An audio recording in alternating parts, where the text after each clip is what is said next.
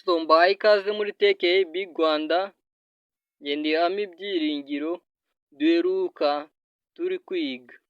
Ese ni gute wafungura website nshyashya kandi yoroheje, kandi ukayifungura ku buntu bitagusabye ikiguzi? Nanone twagarutse rero tugiye kwiga.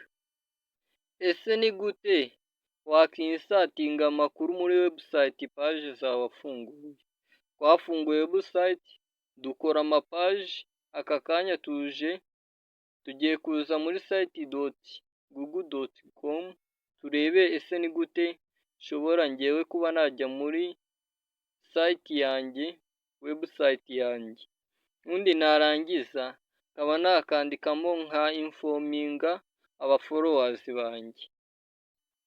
Urugero, ufite website kandi website yawe ikora nk'ikinyamakuru, utanga amakuru. Tugiye kureba intambwe ku yindi uko wakandika amakuru muri website yawe, muri imwe muri page zawe za website. Wamara kuyakanda, ubundi rero umaze kuyandika ukaba wakongeraho n'ifoto yawe, ubundi ukabigira public, buri muntu wese akabasha kubibona. Icyo ngusaba, kanda like, ukore subscribe niba uri mushya, uduhe comment, ubundi dutangirane iyi video. Urabona ndi kugutembereza muri interface ya website yanjye. Urabona website yanjye namaze kuba nashyiramo amavideo yanjye ya YouTube channel nk'uko wabibonye. Nawe rero wabikora bigashoboka. Dutangiye muri page yitwa amakuru. Page yitwa amakuru ni page ifite izindi page nyinshi. Wowe icyo usabwa ni ugukurikira. Turaza step by step. Nkwibutsa ko ari TKB Rwanda, njye ndi Ami wa TKB Rwanda.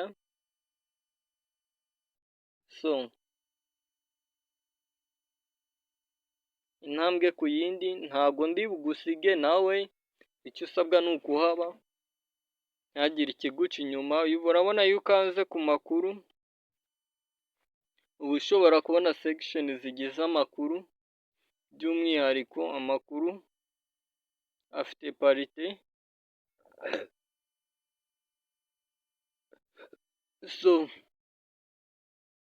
Ukanze ku makuru kuri aka kava gahari, hahita hazaho izindi parite wazibonye: entertainment, role models cyangwa inspiration. Biriya ni ibice by'amakuru ushobora kwandikamo. Uyu munsi inkuru yacu turayandika ku cyo bise entertainment. Uraza ugakanda insert, wamara gukanda insert ugahita uza kuri text box. Uba utangiye kwandika, uretse gatoya.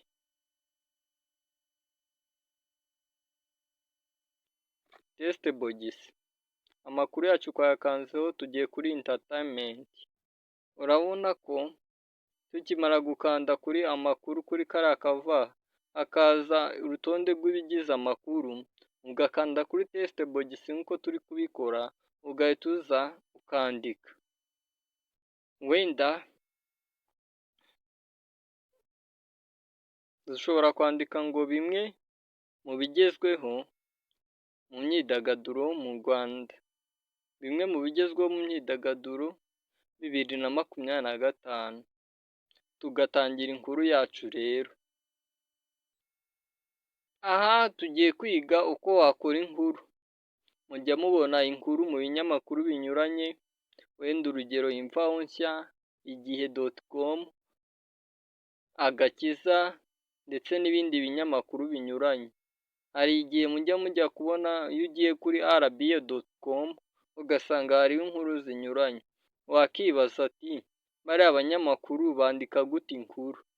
Ko tubona ziba ziriho amagambo ari muri forome zinyuranye, ndetse ayo magambo bidahagije bakongeraho n'ifoto. Hanyuma yaho hari aho ujya kubona ukabona ku binyamakuru bikorera kuri interineti, uretse kuba bashyizeho amakuru, bashyizeho n'aho abantu batangira ibitekerezo. Urabona ko kwarangije umurongo dukanda muri interface yacu, tumaze gukandaho twahise tujya muri insert turongera kwandika testbox, tugiye kwandika igice cya kabiri.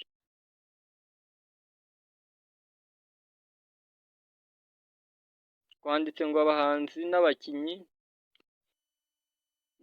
niyo titre nyine uko bahagaze mu Rwanda. Urabona iyi nayo ni title. Inkuru ugomba kuba wayiteguye, urabona tugiye gushyiraho amafoto. Ushobora gukoresha ifoto imwe cyangwa amafoto arenze imwe, byose biremewe. Ndagusezeranya ko igihe uzaba warageze kuri TKAB Rwanda uri umushomeri, ushobora kuhakura ibitekerezo by'ibintu wakora maze nawe ukiteza imbere. Harimo gukoresha imbuga nkoranyambaga ukazibyaza umusaruro. Harimo yewe ndetse n'utundi dushya ushobora gushyira muri business isanzwe cyangwa iy'abandi, ukayiyobora nk'aho ari iyawe, ukoresheje ubumenyi n'ubushake wabukuye muri TKAB Rwanda. Urabona, uramutse ubaye uziranye n'umucuruzi ufite ibicuruzwa, ushobora kumufasha kudevelopa no kwagura isoko ryiwe binyuze kuri interineti. Ndahamya neza ko uramutse washinze website nk'iyi ngiyi, ukandikaho isoko, ukajya ushyiraho ibicuruzwa na product, nyuma y'igihe gitoya umaze kugira public, wajya ucuruza kandi ukunguka. Niyo mpamvu mbabwira ngo TKAB Rwanda niho hantu hababereye.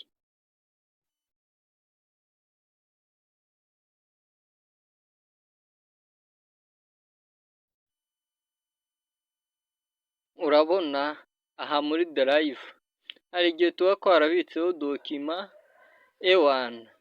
Izo dokima nazo uramutse ushaka kuzikoresha mu kinyamakuru cyawe, ushobora guhita uzishyiramo.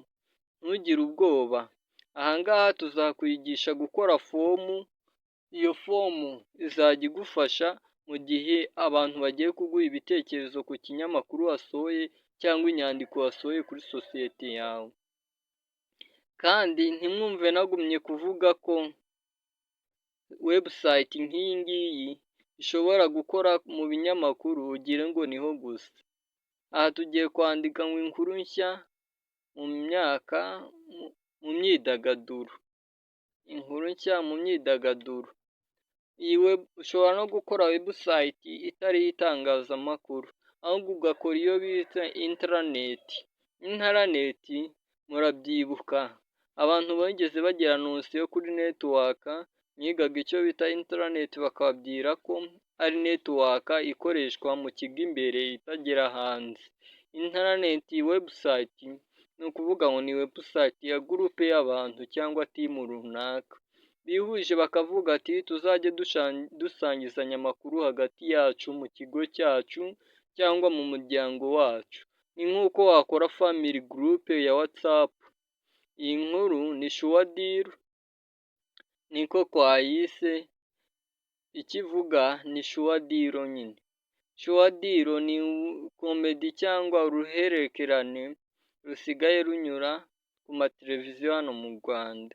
Turaje tuyibasobanurire muri iyi nkuru.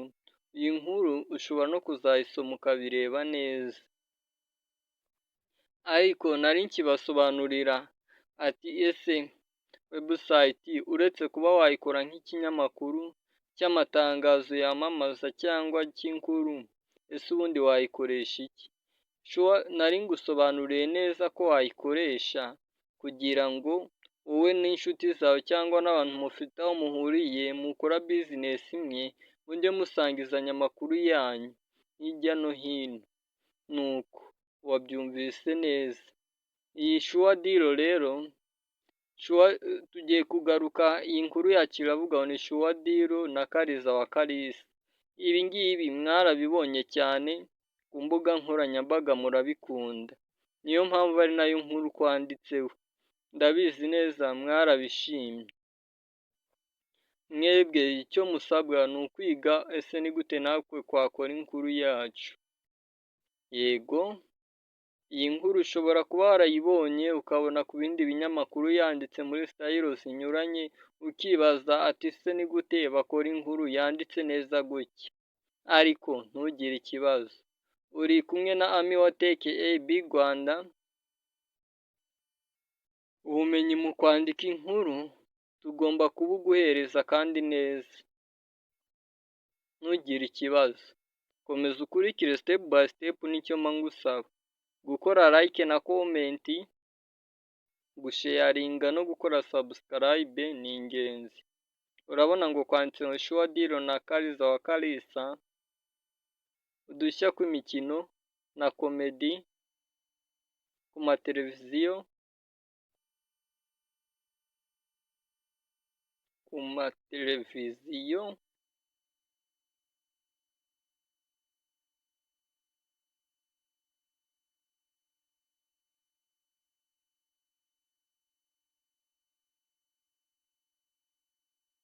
byo mu Rwanda.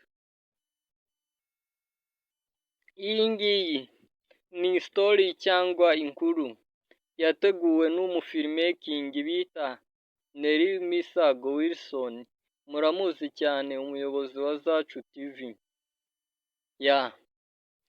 Iyi rero ni inkuru itrendinga cyane, cyangwa icyo wakita uruhererekane rwa filimi abantu benshi mutindaho mureba cyangwa mwitegereza.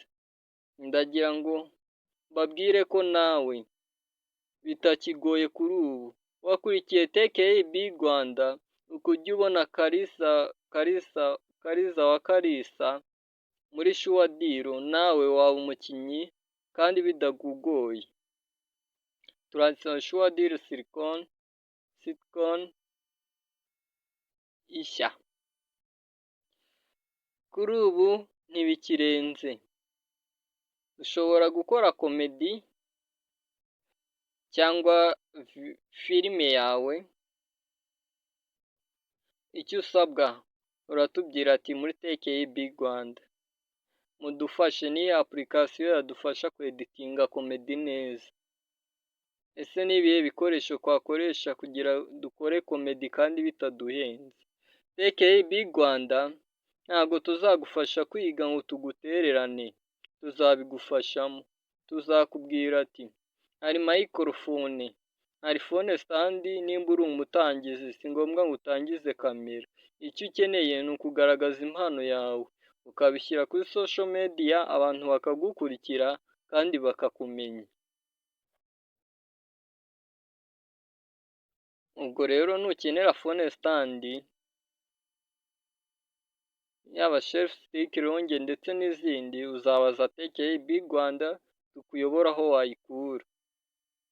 Nuramuka ukeneye microphone ijyanye na komedi, ntuzajye kugura wire microphone, ahubwo uzatubaze. Kandi byose nta nubwo bihenze, ahubwo ikibazo ni uko mutabanye na TKAB Rwanda ngo mumenye amakuru.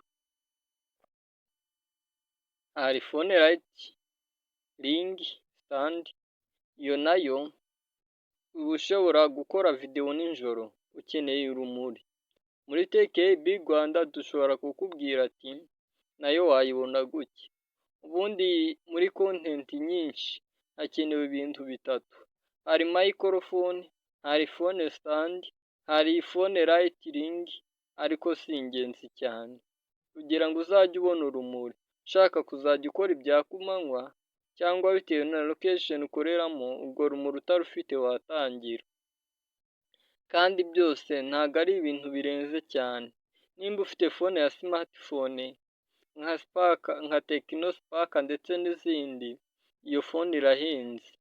Samsung irahenze na Infinix kurusha uko. Ubwo rero ubaye warayikoze ushaka kwinjira muri talent show, uzajya ugaragaza impano yawe, ushobora gukora invention ukongeraho uko dukoresha, ubundi rero hagashya. TKAB Rwanda turabigufashamo. Turi kwandika inkuru yacu, yikurikire neza uko tuyandika step by step. Ariko ukigeramo hano ngira ngo wabonye uko wakandika inkuru. Twakoze title, dukora description, none turi kwandika inkuru. turimo tukubwira ko iyi comedy series yitwa Sure Deal yatangiye muri Kamena 2024.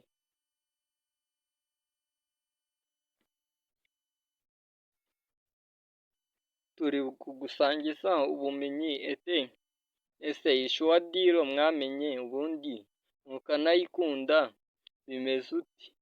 Iyi Sure Deal rero urabona ko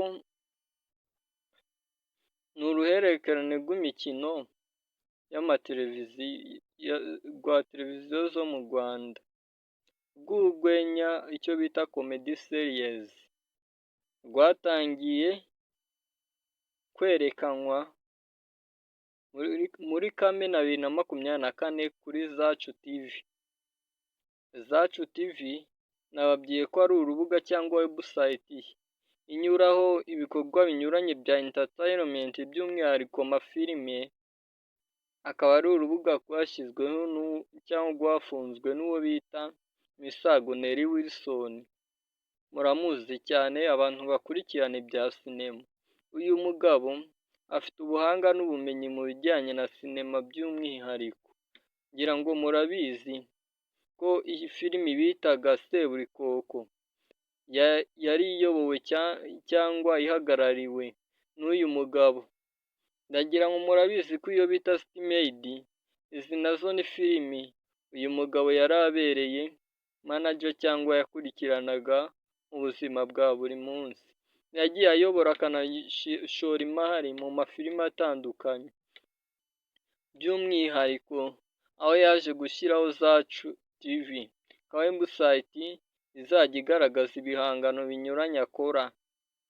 Ubwo rero iyi Sure Deal kuba nayo ari we editor cyangwa ari we muyobozi wayo, bivuze ko nayo ariyo komedi ibakwiriye kandi irimo amasomo y'ingenzi.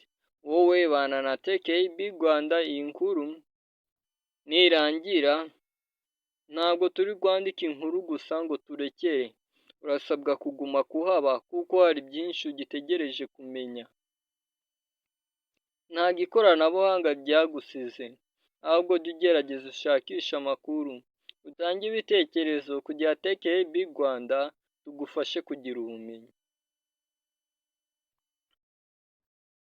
Ibyo utazi byose si uko bitabaho, si uko bidashoboka. Ubundi kugeza ubu ndabizi hari bamwe muri mwe bari bazi neza ko nta munyarwanda wakora website, ariko birashoboka. Cyangwa mwari muzi ko umuntu ukora website agomba kuba avuka mu gace runaka, yarize mu ishuri runaka, ariko nawe nonaha utitaye ku cyiciro cy'amashuri ufite, kaminuza cyangwa se segonderi ndetse n'andi, ushobora gukora website ugatangira ubushabitsi. Iri somo twatangiye kwiga birasa nkaho byarenze kuba ikoranabuhanga, ahubwo turi kwiga icyo bita e-commerce. E-commerce wabyumvise neza, e-commerce ni ubucuruzi bukorera ku ikoranabuhanga. Muri make ubaye ufite website, ngira ngo nkwibutse neza ko washyiraho ibicuruzwa, ubundi abantu bakabibona banyuze muri Google search bashaka ibyo bicuruzwa, bakabibenguka, urumva abo ni abakiriya. Ikindi bidahagije, nawe ushobora gukora ikinyamakuru. Ubundi niba warakuze wumva ushaka kuba umunyamakuru ukabura aho ubihera, inzozi zawe zikaba zibaye impamo. Nk'uko bidahagije, hari igikoresho bita broadcasting, live broadcasting. Icyo nacyo ni igikoresho kidahenze, ku giciro gito cyane ushobora kukigondera. Icyo usabwa ni ukubaza TKB Rwanda ati ese nihe nakura iki gikoresho? Nyura kuri Gmail yacu managerdej@gmail.com, ubundi utubaze ati ese nihe nakura igikoresho nakoresha kugira nzajye nkora amakuru.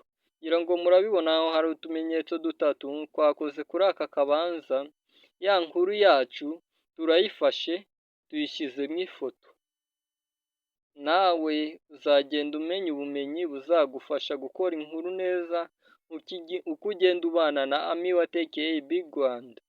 Ntugatangwe ku mbuga nkoranyambaga zacu, uzagenda wandike arubaze TKA Big Rwanda kuri YouTube channel uzahita utubona, kandi nugenda no kuri Google Business Map uzagenda wandike TKA Big Rwanda. Njye ndi Ami wa TKA Big Rwanda. Iyo bavuze ota ni umwanditsi. Iyi nkuru wabyumvise neza, ni njye wayanditse, nayanditse ku bwa TKA Big Rwanda, kandi iyi nkuru ni njye wayeditinze, nayadetinze ku bwa TKA Big Rwanda. Wowe nimba ubona nawe na TKA Big Rwanda ari ahantu heza ho gushora imari, ushobora kubikora. Hari ukuhashora umwanya, hari no kuba wahashora imari. Ushobora gupromotinga social media za TKA Big Rwanda, ukaba ubaye umuterankunga wa TKA Big Rwanda. Imari irenze kuba wafata link ya TKA Big Rwanda ukayishyira kuri stati yawe, ese ni iyihe? Kuba wayishyira kuri story yawe ya Facebook, ese hari uko bisa? Shyigikira TKA Big Rwanda, nayo ikuzanira ubumenyi bunyuranye. Ngira ngo murabibona, inkuru yacu twakoze agace gatoya, icyo twakoraga yari ukubaha nosiyo ati ese ni gute nawe ushobora kuba wakora inkuru. Urabona dukoze publisher, inkuru yacu irasohotse. Ahasigaye rero ni ukumenya ati ese ko nta hantu twabonye abantu bashobora kunyuza ibitekerezo bimeze ute? Urasabwa kuzakurikira inkuru tuzakora yo Google Form. Urabona tugiye muri entertainment, turafunguye. Tumaze gufungura urabona ko ya nkuru irahari. Ya nkuru irahari mu mabara anyuranye, uko twayanditse yasohotse. Ngira ngo urabona kuva ku ifoto ya matayito kwanditse.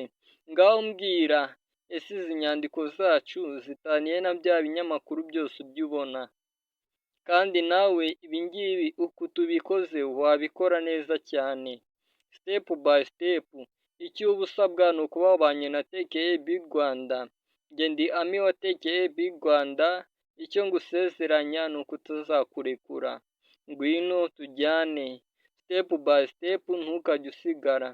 Nemeye gusubira inyuma kugira tuzamukane wo mushya, ugira amakuru kuri social media utilization ndetse na app utilization, ndetse n'ubundi bumenyi bufite aho buhuriye n'ikoranabuhanga. Yewe nubishaka no muri coding tuzajyanayo. Abantu mutinya coding, simvuge ibi ngo mwikange. Nubwo baba bavuga coding, ni ibintu icyo bisaba ni umwanya gusa, ubundi nawe waba umuhanga muri byo. Abo babizi nabo ntabwo babivukanye, icyo bakoze barize. Nawe rero nimba ufite umwanya, ngwino wige uko wazamura imbuga nkoranyambaga zawe, ubundi mu gihe gikwiye nawe ukaba wagira icyo winjiza. Aka kanya ndimo ndababwira gukora like, gukora subscribe no gukomantinga ntubyumve. Ariko TKA Big Rwanda ibaye yarazamutse igatumbagira, utarakoze komenti byagorana, kuko ushobora kuza ukavuga ati njyewe nahoze ndi umukunzi wa TKA Big Rwanda kugeza na n'ubu, twareba muri comment section ntitukubone. Urumva nta kigaragaza ko wabanye na TKA Big Rwanda igihe udakora comment. Kandi imirimo yose waba ukora, kuba wakoresha social media ntibyakuraho ko wakora izindi nshingano ukora. Ntabwo ari ibintu bisaba umwanya munini, ushobora kubikora ugakora n'izindi gahunda. Bivuze ko online business ifatanya n'izindi business tuba tugenda dukora mu buzima bwa buri munsi. Muri e-commerce tuzaguma twige, muri technology tuzaguma twige, mu bintu binyuranye, app utilization ndetse n'ibindi. Icyo usabwa ni ukuhaba gusa. Tuziga amatikitike y'uburyo wakoresha telefone yawe ikaguhindurira ubuzima. TKB Rwanda ni ahantu heza ukwiye kuba, ariko ndabinginga, niba ubona hari kampani ikeneye website, ariko kubera ko wowe wabaye umuntu usobanutse ukamenya TKB Rwanda, ushobora kubarabura ukababwira ati TKB Rwanda babigufashamo. Ubwo nabwo waba ubaye umuterankunga wa TKB Rwanda. Dushobora kubigufashamo tugukorera website yawe nziza, cyangwa ukiga uko wayikora hano. Nababwiye ko hari step cyangwa ibyiciro, hari non coding na coding. Abantu mwize kuri HTML murabizi uko HTML ikora na cascading. Abantu mwigeze munyura muri computer science mukigaho gato, ufiteho nosiyo, ariko ntibivuze ko muzi ngo bayiraningira ese bayikora uti. Icyo usabwa ni ukubana na TKB Rwanda. Nubona ukeneye ubumenyi ku bintu binyuranye, ujye ugira amatsiko kandi ubaze. Biragatsindwa kugira amatsiko ukayahamana. Aha ndi kubatembereza muri TKB Rwanda, urubuga rwacu. Ngira murabibona ko ari TKB Rwanda, ntimuze kuvuga ati iyi nkuru bayiteruye yanditse, kubera ko twayanditse mubireba neza neza step by step, ntaho kwabahishe. Twakoze publish mutureba.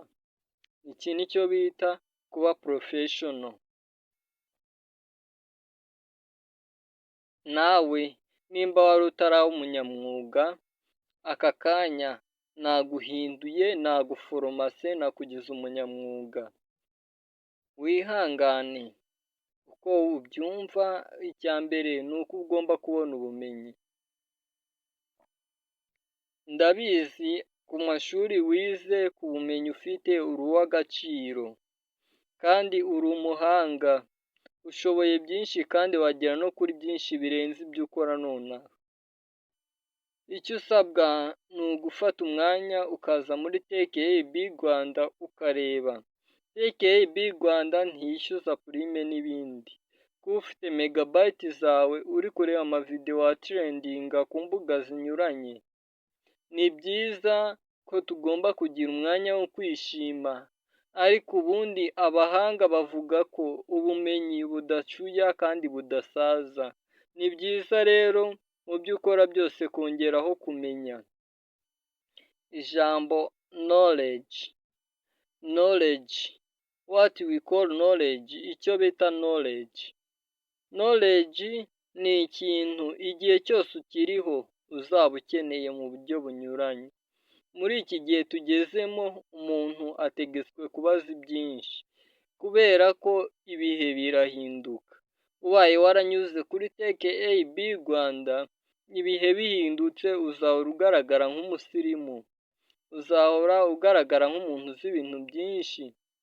Niyo mpamvu nkubwira ati bana na TKB Rwanda, ubundi nawe uba umuntu urenze.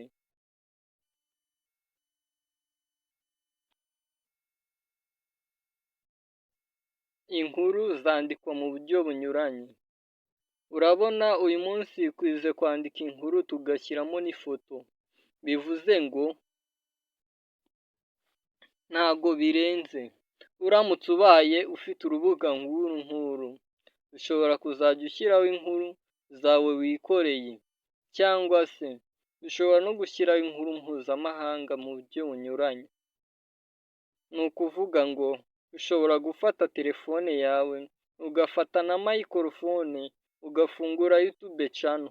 Ubundi nimba warakuze ufite inzozi zo kuba umunyamakuru, ukajya ubaza TKB Rwanda ati ese ni gute nakora video, ni gute nakora inkuru kandi imeze neza igakundwa. TKB Rwanda ntago tuzagutererana mu gihe nawe uzaba utadutereranye.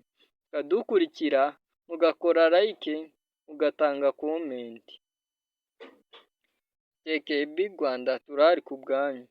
Uragira ngo murabibona ko utuvideo ko kuri YouTube yacu ya TKB Rwanda twamaze kugera muri site yacu.